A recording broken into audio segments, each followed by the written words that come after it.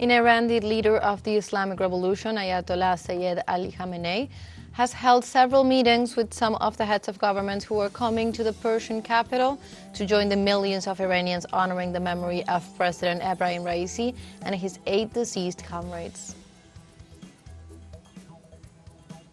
Spain, Norway, and Ireland are set to formally recognize Palestine as an independent state on May 28.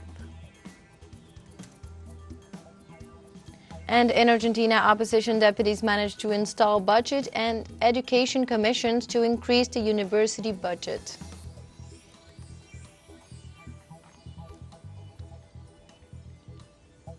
Hello and welcome to From the South. My name is Belén de los Santos, and from the teleSUR studios in Havana, Cuba, we begin with the news.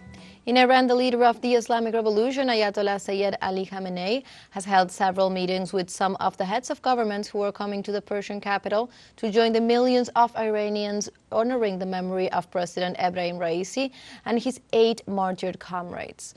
In this sense, the delegation of the Palestinian resistance was the first to arrive, followed by delegations from Iraq, Qatar, Egypt, China, and others. Meanwhile, Syrian President Bashar al-Assad, a close friend of the Iranian government, will not attend because his wife has recently been diagnosed with leukemia. On the other hand, it should be noted that several international representatives are on their way to attend the ceremony, which will take place at 4 p.m. local time. On the other hand, the leader of the Islamic Revolution, Ayatollah Sayyid Ali Khamenei, led the prayers over the bodies of President Ebrahim Raisi and his comrades in the presence of millions of people accompanying the funeral procession. In the same way, local people and representatives of the international and religious delegations received the 8 coffins of the victims of the plane crash at the University of Tehran, as shocking scenes of mourning were seen among the attendants. In this regard, flowers, pictures of the martyrs, messages of solidarity with the Palestinian cause, and pledges of eternal loyalty to the martyrs were heard in the crowd.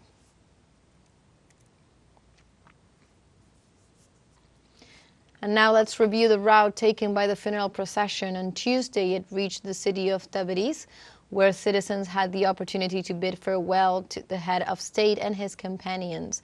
After Tabriz, the bodies of the martyrs were transferred to the city of Qom and then arrived in the capital, Tehran, where the leader of the revolution and of the Islamic Republic of Iran, Ali Khamenei, will lead the funeral prayers on Tuesday night. Likewise, the next commemorations will take place on Thursday in Biryand and then in the city of Mashhad, where the head of state, Ebrahim Raisi, will be buried, as this was his hometown. And in Iran, the president's chief of staff, Ghulam Hossein Esmaili, in an interview given to a television show, revealed details about the Iranian president's helicopter crash.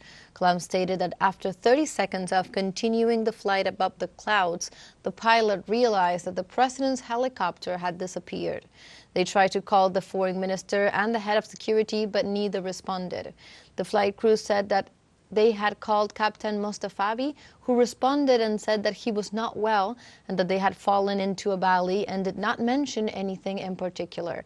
The Ghulam Hossein called with the same phone, and the representative of the leader in the province, Mohammad Ali Hashem, answered and said that he was not well and that he was in pain and that he had fallen among the trees. He then said that he did not see any of the other passengers and that there was no one near him and that the forest was dense. The rescue teams immediately headed towards the area that they had estimated as the crash site.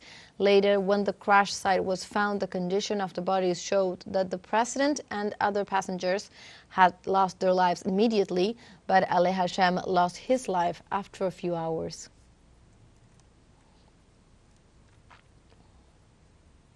And the president of Mexico, Andrés Manuel López Obrador, sent his condolences to the people of Iran following the death of the president, Ebrahim Raisi. We express our condolences to the people of Iran for the death in an accident of the President of Iran and the Foreign Minister of this republic, of this nation. So far, this is the information we have. Our deepest condolences for the death of these leaders, the President, the Foreign Minister, and other members of the government of Iran.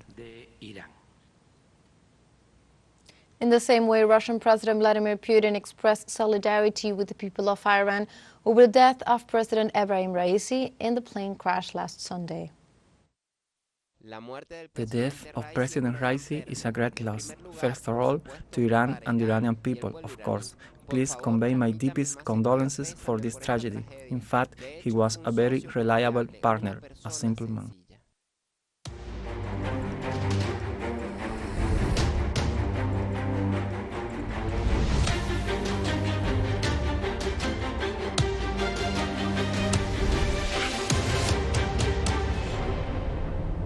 Now we move on to other topics. Spain, Norway and Ireland recognized Palestine as an independent state on Wednesday. The measure will be formally adopted by the three countries on May 28th. Jonas Gahr Støre, Norwegian Prime Minister, gave a press conference in Oslo in which he assured that there can be no peace if Israel and Palestine do not have their own state.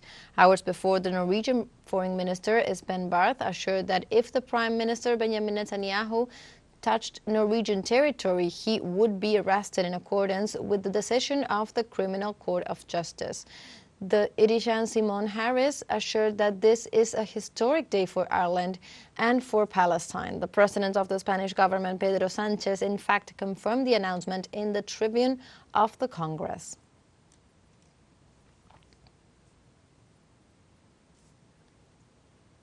The United Nations Agency for Palestinian Refugees in the Near East announced that food distribution to Rafah in the southern Gaza Strip is suspended due to lack of supplies and insecurity. The agency reported that as a result of the ongoing military operation in eastern Rafah, the distribution center and warehouse of the World Food Programme are now unavailable. The organization also stated that no aid shipment have entered the U.S.-established dock for sea deliveries in the past 2 days. For their part, members of the UN World Food Programme warned that humanitarian operations in Gaza are on the verge of collapse, and that if food and other supplies are not resumed in massive quantities, famine-like conditions will become widespread.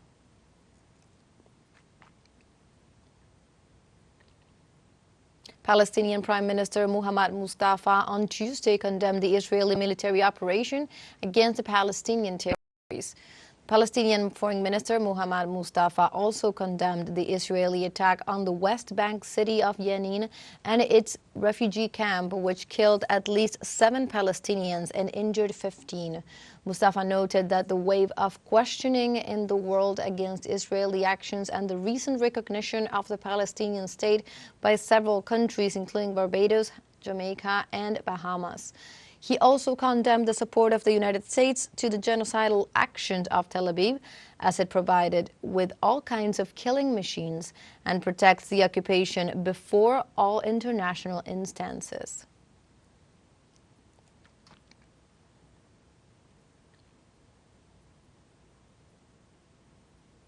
In this context, the President of the United States, Joe Biden, defended Israel against accusations of committing acts of genocide in the Gaza Strip. U.S. President expressed his country's unconditional support for Tel Aviv despite the more than 35,500 Palestinian deaths caused by the Israeli army since October 7th. These statements followed the request by the chief prosecutor of the International Criminal Court for arrest warrants against the Israeli Prime Minister Benjamin Netanyahu and Defense Minister Yoav Gallant. Biden condemned the court's action as well as the International Criminal Court's indictment of Israel's genocidal actions against the Palestinian people. In this context, in the United States, Palestinian activists interrupted Secretary of State Antony Blinken's speech in Congress and accused him of sponsoring the genocide in Gaza.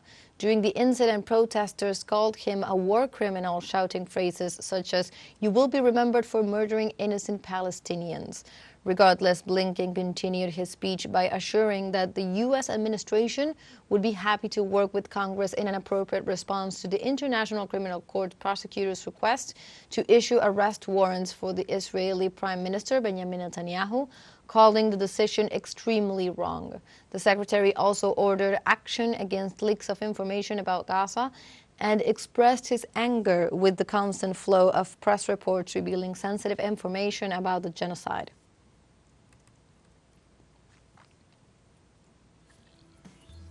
Now let's take a short break, but remember you can join us on TikTok at teleSUR English, where you will find news in different formats, news updates, and much more.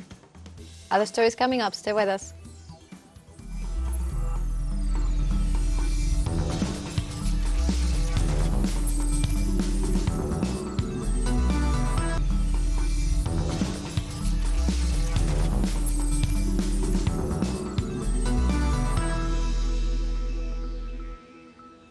Welcome back to From the South. The libertarian government in Argentina suffered a heavy defeat this Tuesday. The opposition deputies managed to install budget and education commissions to increase the university budget. With 152 votes of the Peronist Union for the Homeland, the Left Front, and certain parties, they defeated the right-wing Together for Change ruling libertarians, who could only add up to 18 votes in a session that lasted more than 5 hours. The initiatives presented meant to declare the budget emergency and update the financing items for the national public universities in the country.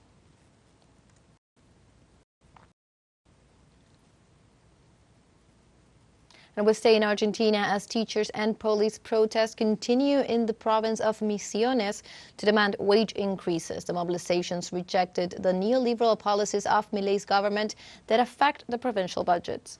The demonstrators confirmed on Monday that no agreement had been reached with the authorities, so they will continue with their demands. The police agents requested that and include the payment of the wages that they are owed and a salary increase of over 100% to reach the basic food basket and improve the overall income in the face of the current inflation. The mobilizations could affect the national commerce since Misiones is a logistic node in the triple border with Paraguay and Brazil.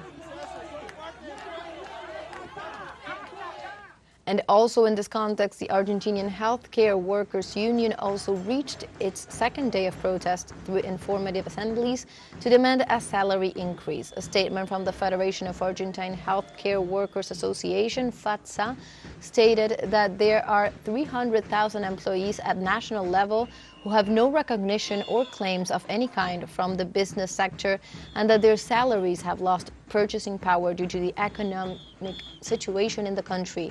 The representatives of this union state that after numerous meetings with the employers' representatives, there is no consensus for the salaries to be in accordance with the work that they perform.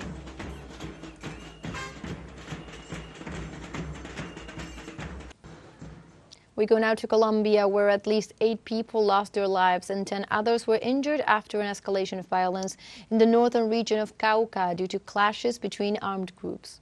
The latest conflicts took place in the region of Cajibío, Cauca, where 2 soldiers were wounded by armed groups that control the northern part of the territory. The Colombian government has ordered to lift the suspension of the armed sanctions in the department of Cauca, Nariño, and Valle del Cauca in order to restore security in the region. The violence began last Friday with the explosion of a roadside device in Miranda, which left 2 people dead.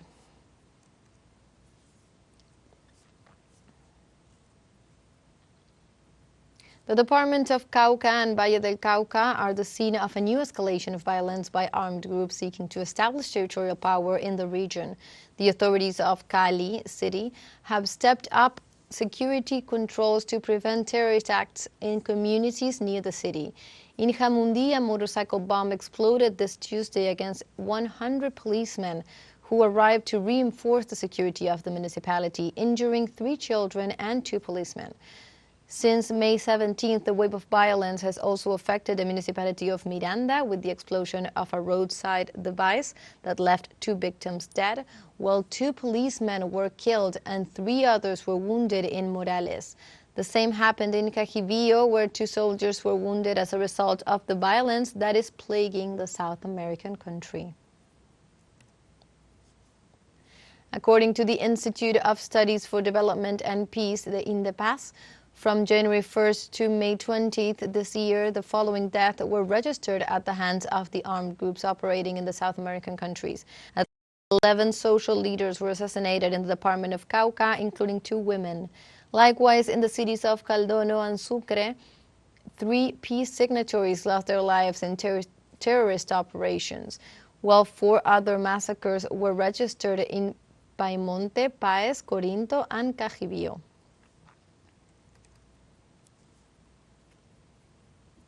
And we have a final short break coming up, but before we invite you to join our WhatsApp community for our English-speaking audience. You can scan the QR code on screen to join directly and also share the link to reach more people. Constant news coverage of Latin America and the Caribbean, as well as the rest of the world. Stay connected and informed with teleSUR. Final short break. Don't go away.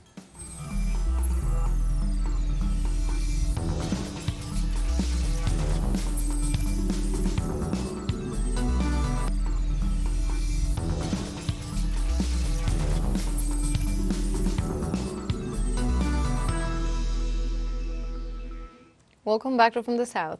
In Russia, the military starts the first phase of training on the preparation and use of non-strategic nuclear. This exercise was convened by the commander of the Southern Military Region, which is aimed at maintaining military readiness in view of the statements of Western officials. It is worth noting that the missile forces are practicing the preparation for the use of the Iskander tactical missile systems. In addition, the aviation will provide aviation weapons, including Kinzhal hypersonic missiles with special payloads, and will proceed to its patrol area.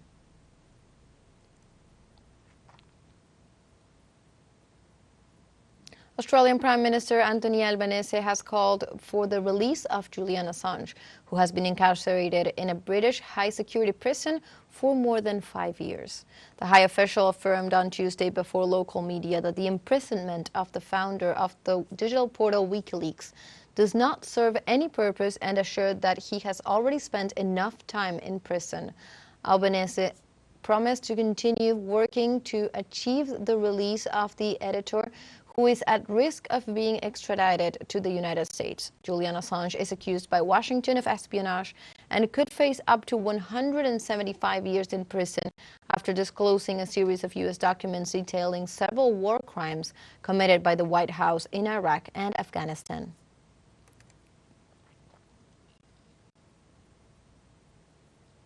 In other news, 1 man has died and 30 people have been injured in Singapore Airlines flight that has made an emergency landing in Bangkok, Thailand, due to heavy turbulence. The flight, which left London Heathrow Airport on Monday night, was bound for Singapore. The deceased is a 73-year-old British citizen who was traveling with his wife and who probably suffered a heart attack. The Boeing 777-300ER was carrying 211 passengers and 18 crew members, according to the airline. Among the 30 injured, 7 are in critical condition. Videos posted on the social network X show a dozen ambulances arriving on the tarmac to attend the injured.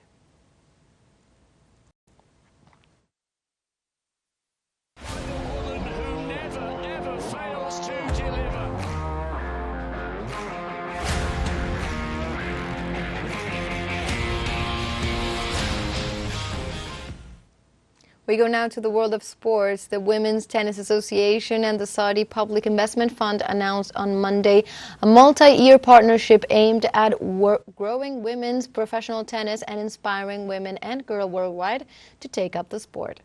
With this agreement, WTA hopes to enhance and develop initiatives to support women players at all levels.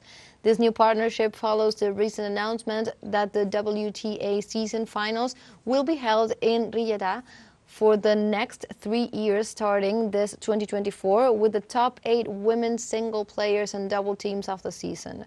The Saudi PIF has also partnered with the combined WTA 1000 and the ATP Masters 1000 tournament in Indiana Wells, Miami, and Madrid, in addition to the WTA 1000 and the ATP 500 in Beijing.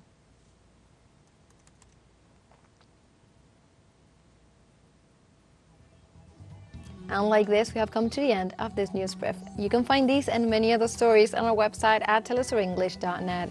And also join us on social media. We are on Facebook, X, Instagram, Telegram, and also on TikTok. For TeleSUR English, my name is Belén de los Santos. Thank you for watching.